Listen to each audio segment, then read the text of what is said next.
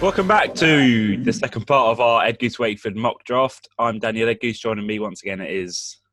Ben Wakeford, everyone. Welcome back to part two. You already know the drill. We did picks 1 to 10 in the previous episode. Feel free to check that out while we're in lockdown and you need something to do. Just a bit of entertainment for you. Absolutely. We'll be continuing today with picks, of course, 10 to 21, 11 picks for you. There's still some pretty big players on the board. Yeah, still some very major players left on the draft boards in our war rooms, as you can see behind me. I've got my guitar. Maybe that's because I'm a Tennessee Titans fan from Nashville, but I'm not. No. We'll start off with pick number 11, which is the New York Jets. I've got them. I mean, there's numerous places they can go in the draft, I believe. I think offense is definitely a key place where they're looking. Offensive line or wide receiver. I've got them taking the best wide receiver in this NFL draft, in my opinion, Jerry Jeudy from Alabama. He gives Arnold a needed weapon after the exit of Robbie Anderson, who's signed with your Carolina Panthers. I think they can get an offensive line piece later on in the draft. He's definitely the best wide receiver in the draft. As I said, he's a polished route runner and NFL ready right away. So he slips right into that number one receiver role at the Jets. Yeah, Judy's a day one starter, and I do agree, best receiver in the draft. He's a day one starter, isn't he? The day one guy. Yeah. I've actually gone the other way around. I think because it's such a big wide receiver class, they can get an all-pro guy in the second or third round potentially. I see them, again, shoring up an offensive line and going with Mekhi Becton, offensive tackle out of Louisville. He's an absolutely massive human being. 6'3", 364 pounds. Jeez. It's a lot of time in the weight room. A lot of time in the weight room to protect Sam Darnold. He impressed with athleticism at the scouting combine. And again, he's another player who could be the first tackle taken off the board, but because it's such a fruitful position this year, he could drop down to number 11 to the New York Jets. So I think, they got to protect that investment in Sam Darnold, and I think they'd be very happy if he landed to them. Good pick. So number 12 is the Las Vegas Raiders. Yes, the Las Vegas Raiders, not the Oakland Raiders. I see them going with a wide receiver here.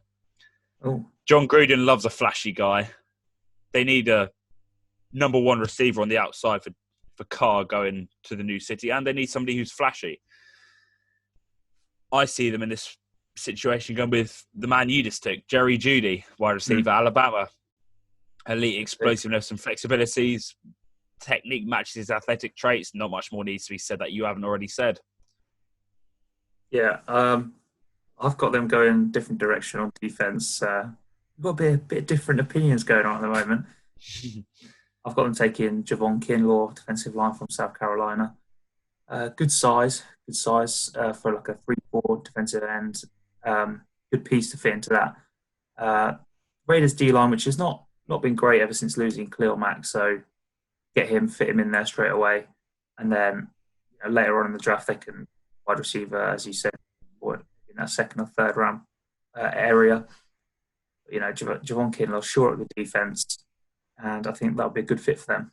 Next, number 13, the trade, Indianapolis, not picking at number 13 anymore, it's San Francisco. I've got them taking a wide receiver as well. I've got them taking Henry Ruggs the third, not second, the third, from wide receiver from Alabama. He's got great speed. He stretches the field really well. He'd be a great second target for Jimmy Garoppolo behind George Kittle. He's a guy that's excellent after the catch, very deadly actually, and great weapon straight away. Explosive athlete. Yeah, I'm not too far from that either. I see them taking a wide receiver as well. They took Deebo Samuel last year. He was a big success. I think they get younger at the position that they're already very young at. I think they go, instead of Henry Ruggs, I think they go CeeDee Lamb, wide receiver, Oklahoma. Speedy, ability to win deep routes. He could be a really good number 2 complement to an elite receiver like George Kittle straight away. Yeah. And I think because Deebo Samuel was such a success last year, I have no reason to see why CeeDee Lamb won't be just as good, if not better. Yeah, good pick. So next is the Tampa Bay Buccaneers, who picked up Tom Brady. Yeah. Just a little acquisition. Yeah, that's Nothing pretty too much their major. off-season already done, isn't it? They're already a contender. This is a difficult pick. I look at their roster. There's some holes on the offensive line. Receiving core tends to be good. It's an all right defense. Yeah. I see them going with, pass rush, they've got Shaquille Barrett, who had an exceptional year. Yeah. I see them shoring up their secondary, however. I see them going with Grant Delpit from LSU. Good pick. Ton of potential with his range on the back end. He was a real cornerstone of that LSU defense and a real top performer. Big frame.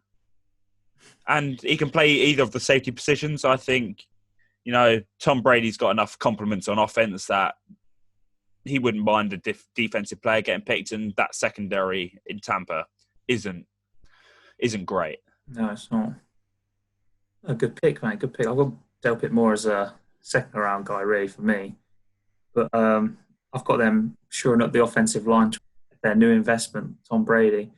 You don't want him to get sacked a lot this year, so I've got them taking Andrew Thomas, the big behemoth from Georgia, the offensive tackle. He's probably going to start at right tackle if they do select Andrew Thomas here. But then he's also got the ability to replace Donovan Smith at left tackle when he inevitably retires. I like that. Yeah, not much else to say about that pick, really. It's just a standard good pick. Pick that those strong offensive line that have been taken so far. Next is the Denver Broncos. I've got them taking kind of a bit of a reach here, I think. Kenneth Murray, linebacker from Oklahoma. There's this kind of bit of a weak line draft, not like last year. So I think there's obviously Simmons, who's like a hybrid player, but then Kenneth Murray's arguably the most like tackle polished linebacker. So he's just a tackling machine at the moment for Oklahoma. I think he's got great speed and great athleticism. He can get sideline to sideline, chase down every single running back in the league, I believe. He'll be I think it's going to take him some time to get used to covering tight ends in the NFL, but he's going to have that three down starter ability eventually. As I said, he's more of a tackle machine. If they do get a guy like Kenneth Murray, the Denver Broncos, I think that defense is starting to look a lot stronger than it did last year. Yeah, I agree. Good pick. I'm going with Javon Kinlaw, a guy you took a couple of picks ago from South Carolina. Vic Fangio, the head coach of the Broncos, very defensive guy. He will have Bradley Chubb on one end, Von Miller on the other, and then have Javon Kinlaw on the inside. And they've lacked real inside presence for a while. There's a couple of things the Broncos could do. I wouldn't be surprised if they took a receiver to help Drew Lock after they lost Emmanuel Sanders to that trade to San Francisco last year. I think Javon Kinlaw would be the best pick going forward for this team, especially with the fact that Von Miller, it's no secret, he's aging. He's around 30 years old. Yeah. His performance might start to decline in the upcoming seasons, and Javon Kinlaw is going to be a staple of that defensive line and that pass rush for a number of years. Yeah, I think that's a good pick. I think obviously I've already had Kinlaw off the board, but I think this like 12 to maybe 18 range is definitely the kind of position for him to go. So slap in the middle of the draft is number 16, the Atlanta Falcons. Yep. Obviously, just signed Todd Gurley. I see them taking, with this pick, a pass rusher in AJ Epinesa, the edge rusher from Iowa. Provides immediate upside to that defense. He's disruptive of the edge. They haven't really had an elite pass rusher for a while. A standout player at Iowa, which isn't the biggest footballing program. He could sneak higher in the draft in this pick, or he could drop to the second round. He's one of those players, but I expect him to be a day one starter and provide real disruption for offensive line in the NFC South. Yeah, nice pick. I've also got them taking pass rusher. I've got them taking Caleb Von Chason, the edge rusher from LSU, Louisiana State, national champion this year. He's a good value pick.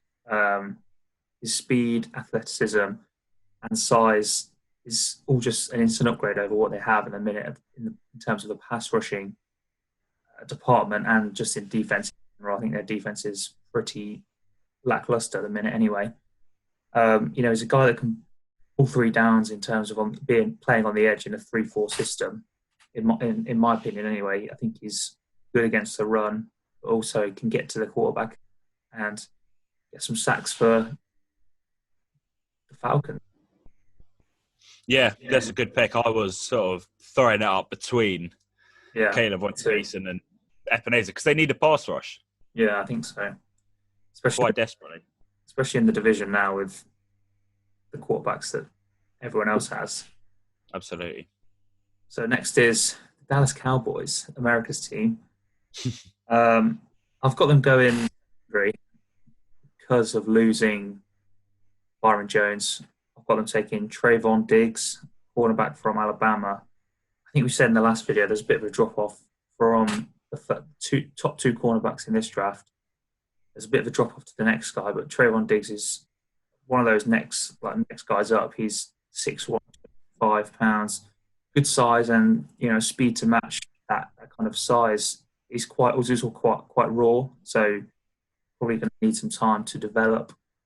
But he can. I mean, the best chance to develop is actually get him in there and get him in the game and get him some valuable NFL snaps. Yeah, they need to develop a cornerback because the rest of their defense is pretty good. You'd probably say it's B+, A-, but their cornerbacks after losing Byron Jones are sort of lacking behind. I see them taking a wide receiver here, and I see them taking Henry Ruggs III, wide receiver at Alabama. Wow. Mentioned him earlier, 4.28 40-yard dash. Absolute speedster, and he's a pretty polished right runner as well. I think it's a very Dallas pick, and I think Dallas could use another wide receiver. I see them taking Henry Ruggs III, wide receiver from Alabama. Yeah, I do think that's I was actually thinking about giving them a wide receiver here as well, but I thought cornerback's more of a need for them, really. Yeah. No, I agree. Next pick, Miami's next pick. I've got them taking an offensive tackle, Josh Jones from Houston. This is definitely a guy who is not perfect at the minute. Definitely a bit of a high take. This is definitely a high pick, high for him anyway. Obviously, they got earlier in the draft. We've given them two. We both gave them two. So that's a franchise quarterback who they're going to want to protect. So he's got massive potential, and he also had an incredible week at the Senior Bowl, protecting those quarterbacks down there. So I think he's definitely a guy that can kind of fit in. Maybe not straight away. Maybe he can play a bit of guard as well. Get him up to speed, NFL speed, playing some guard. But he's definitely a guy they want to look for the future with him and Tua in there. Yeah, you made my job easy because that's who I was taking as well with this pick. Yeah. Josh Jones. They need an offensive tackle, obviously out of Houston, and there's not much more I can say on him. Good prospect. He'll do a job for the Dolphins with this pick. Definitely. So with this pick in the draft, I've got him as my 20th ranked prospect. I see the Las Vegas Raiders taking K'Lavon Chaisson, the edge rusher from LSU. You picked him earlier and told us everything we need to know about him, but I watched him a number of times this season, and he's a really good edge rusher. And Las Vegas and the Raiders, they haven't had a real defensive general in that defense since Khalil Mack was traded to Chicago all those seasons ago. And look, he might not pop off straight away, but they need some hope on that defense. And K'Lavon Chaisson, I think, is going to give them the best shot this season. Yeah, I like that pick there. I've got the Las Vegas Raiders at pick 19 taking Xavier McKinney, the defensive back from Alabama. He's an SEC guy. He's used to that tough SEC grind schedule. The Raiders have got big holes in this secondary. I think Xavier McKinney can slip right in there at either safety or cornerback. Which the Raiders prefer him as, but he's versatile, quite rangy, and he's hugely talented. Obviously, coming out of Alabama, so I've got him taking Xavier. So we're on to pick number 20, which is the Jacksonville Jaguars. Now, this is a bit of a strange one, maybe a bit left field. He was, I think last year, he was supposed to be one of the top wide receivers in this draft, but maybe he's fallen off some people's boards. I've got the Jacksonville Jaguars taking Laviska Shenault, wide receiver from yeah. Talking, he's a big guy, big and physical. This is a guy. This is a team that needs as many weapons as they can on offense, I believe, in order to make Minshew successful in his second season. Chenault's really good after the catch. He's got like running back like talent after he catches the ball, which is great to see. So his route running needs to maybe improve slightly, but I think a year in the NFL and he's going to be up there with one of the top wide receivers in the league. So yeah, I've got Laviska Shenault. Yeah. You took this guy to Jacksonville with the number 9 pick. I see him dropping to this pick. I'm taking CJ Henderson out of Florida, staying in his native state. He's the number 2 cornerback in the draft, and that's harsh on him because Jeff Okudah is an exceptional talent. In a lot of other drafts, he'd be number 1. Yeah. 4.39 40-yard dash. He burst onto the scene as a freshman. He had 4 interceptions, and he developed into a lockdown presence for the Florida Gators.